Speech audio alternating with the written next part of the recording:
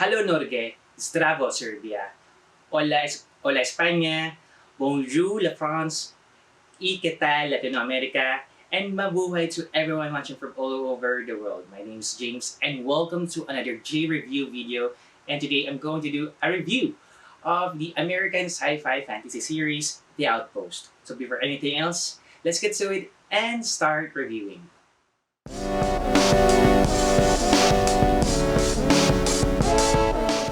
When the moon is aflame, a black blood will summon the slayers of men to conquer and purge the oppressors of all. One remains.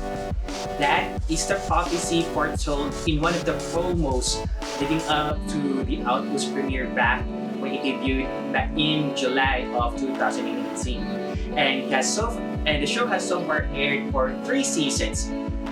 And despite a very somewhat lackluster and budget limited first season, its American broadcaster, DCW, was able to give the show a chance and renewed it for a second season. And from then on, I think we've all seen how the show has evolved, has changed, and pretty much improved into a really well-made show, a show that it deserves to have a place in the world of fantasy television. The show is created by the duo of Jason Fowler and Kenan Griffin.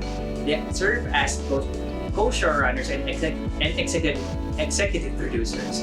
They are joined by a couple of other executive producers. Among them, most notably are Jonathan Glassner and Dean Devlin. Dean Devlin is the executive producer of the original Stargate movie. He was also the man in a lot of shows from the not so recent past, including the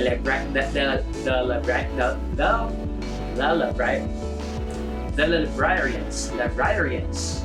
Sorry, I'm unable to say things with a straight face. The Librarians and Leverage.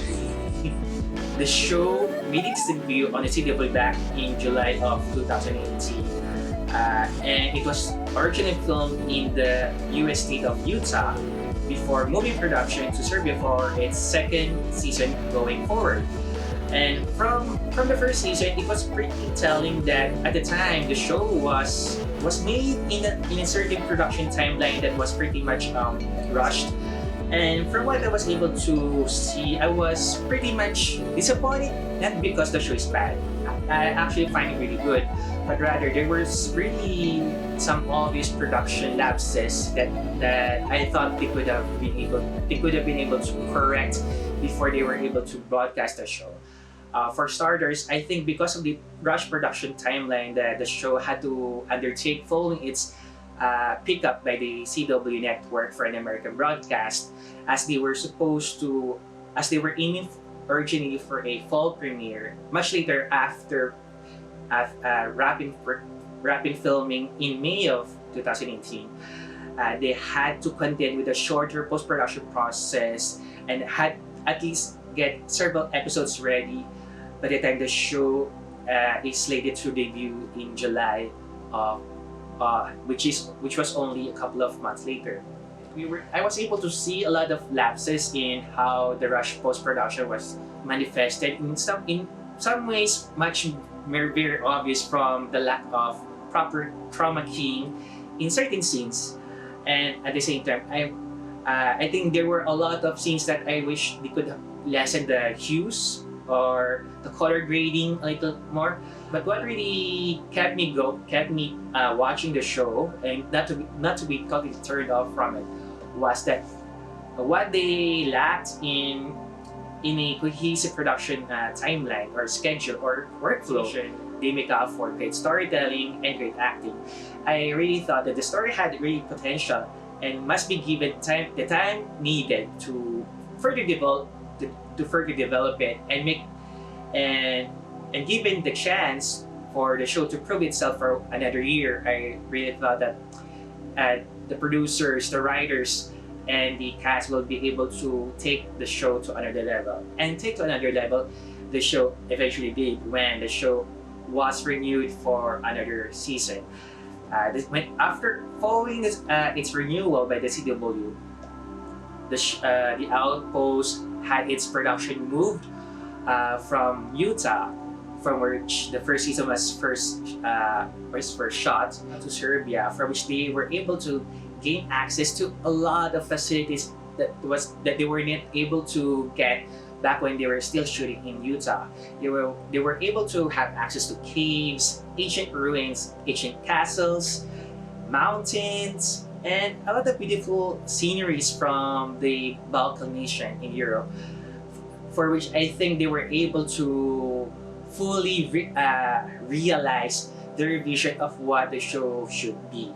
And I think from there, and pretty much improved production workflow, for which they didn't have to worry about rushing post-production for every time they have to have only a couple of months before getting episodes ready for a summer premiere. I think they were now more than ready to be able to prove critics wrong that The Outpost is not to be underestimated. It still is a very underrated show to this point, but to be able to prove everyone wrong by continuing to improve in all its visual effects, the acting, and the storytelling, and as well as the mythology, I think the Outpost was able to achieve the impossible, turning things around for the better. The cast of The Outpost is led by Jessica Green, who previously starred in the show Lightning Point, which aired here in my country and from other parts of the world, and in other parts of the world. She stars as Talon, the sole survivor of a genocide that took place in her village when she was a child, when it was burned down to the ground and its residents murdered by a hired group of assassins sent by the Prime Order. The Prime Order is a large-scale organization that overrun the Anand realm from which the Outpost is set at. She is believed to be someone with unique powers that she has come to become more aware about when she arrived in the first episode in Galwood Outpost, for which her story began to blossom in a way, for which her story began. And from when she first stepped foot in Galwood Outpost, she met several people that will change her life for the better, or worse, depending on who you ask. Among them is Garrett Spears, starred by Jake Stormoen, Janzo by Anand Desai-Barochia, and Gwen, aka Queen Rosman, which is portrayed by Imogen Waterhouse. There is also a lot of cast members that I want to cite, but I don't remember many of their names.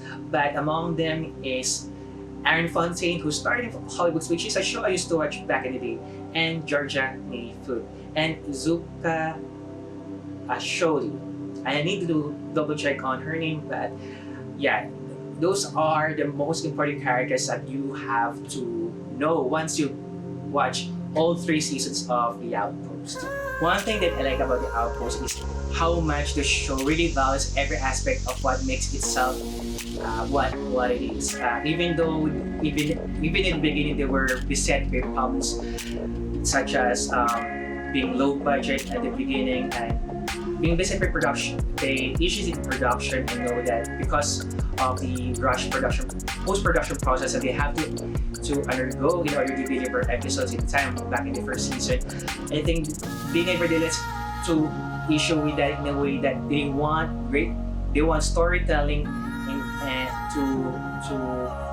to be the focus of the show, and I think they never forgotten about it. Even when the show moved to Serbia, I think that approach has never changed in a way, but it was further enhanced when they were able to have access to all these great facilities and possibly even money, so that they were able to really realize what they had envisioned for the show to be, especially that with great story, as long as they have great story that are supported by great acting.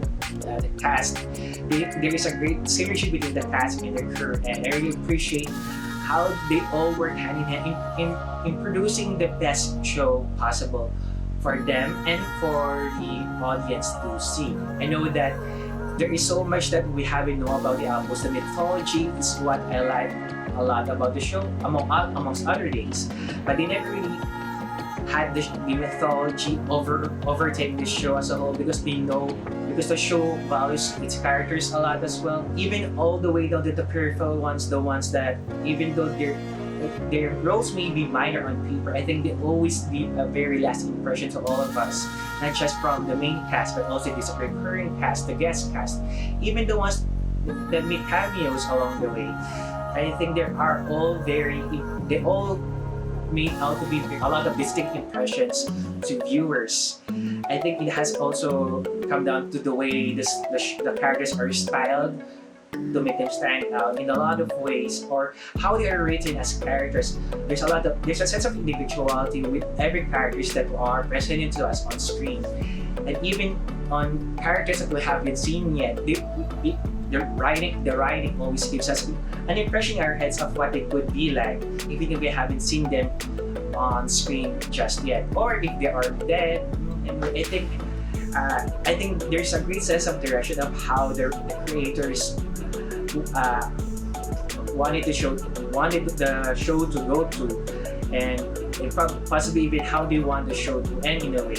So it's really curious if this next set of episodes may be the final one, considering I think we're going to cover a portion of mythology that's going to deal with a lot of the questions we've had from the very start, such as the Kinges, these mythical beings that powers their host, such as Talon, and who are these that we have yet to see. I'm not spoiling much based on what I was able to find out ahead of season 4, but I think we're due for a really good season. Last but not least, it's got to be the music of the Outpost.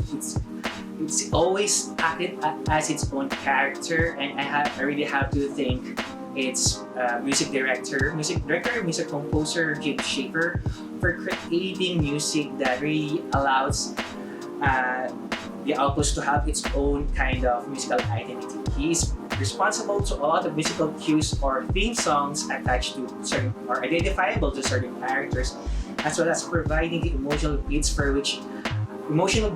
to certain scenes that allows to act to the show in a certain way in certain moments of this all throughout the series. If we're feeling ticklish in some scenes, if we're feeling a little sad and lonely or somber in other scenes, and feeling a little tense or a little nervous in very momentous ones.